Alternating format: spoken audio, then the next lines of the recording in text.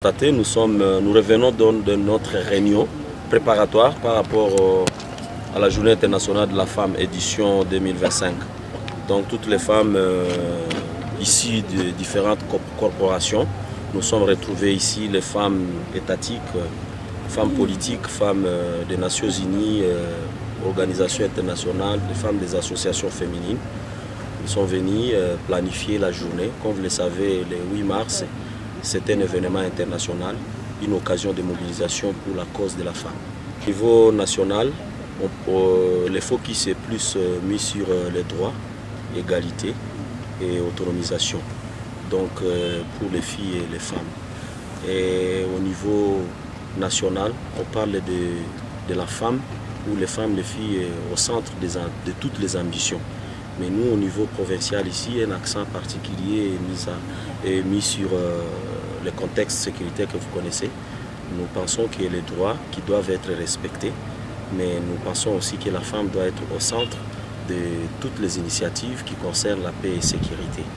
Nous allons nous conformer aux orientations de notre ministère. Il y a déjà une lettre, une note d'orientation qui a fixé les modalités par rapport à la célébration de ce 8 mars édition 2025. Et le ministère a suggéré que les activités se concentrent sur les cultes, la prière, donc culte écuménique qui va regrouper les femmes. Pourquoi les gens vont, ou les femmes vont se mobiliser autour de la prière?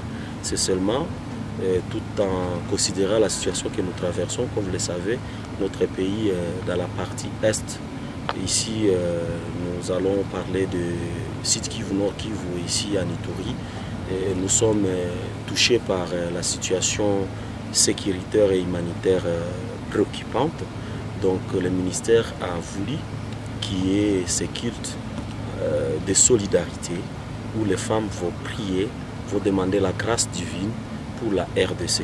Mais aussi, les femmes vont manifester leur solidarité en soutien aux efforts du gouvernement pour que nous puissions relever ces défis sécuritaires. Alors, en ce qui concerne notre province, nous allons organiser ces cultes, les cultes que nous appelons cultes de solidarité nationale, qui sera organisé le samedi dans la grande salle Saint-Joseph, où les femmes sont invitées, les autorités. Il y aura une grande mobilisation.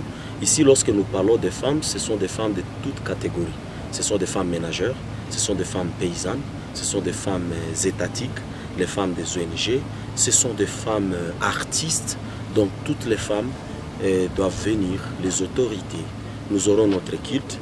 Les différentes confessions religieuses vont organiser cette culte. Si je parle de différentes confessions religieuses, je parle de l'Église catholique, je parle de l'ECC, je parle d'orthodoxe, je parle des femmes musulmanes, je parle aussi de l'Église des réveils. Donc toutes ces confessions, on va se réunir comme un seul corps. Nous allons suivre la prière et nous allons aussi parler de notre thème. Et voilà, donc ça sera vraiment une grande activité. Comme vous le savez, c'est un événement.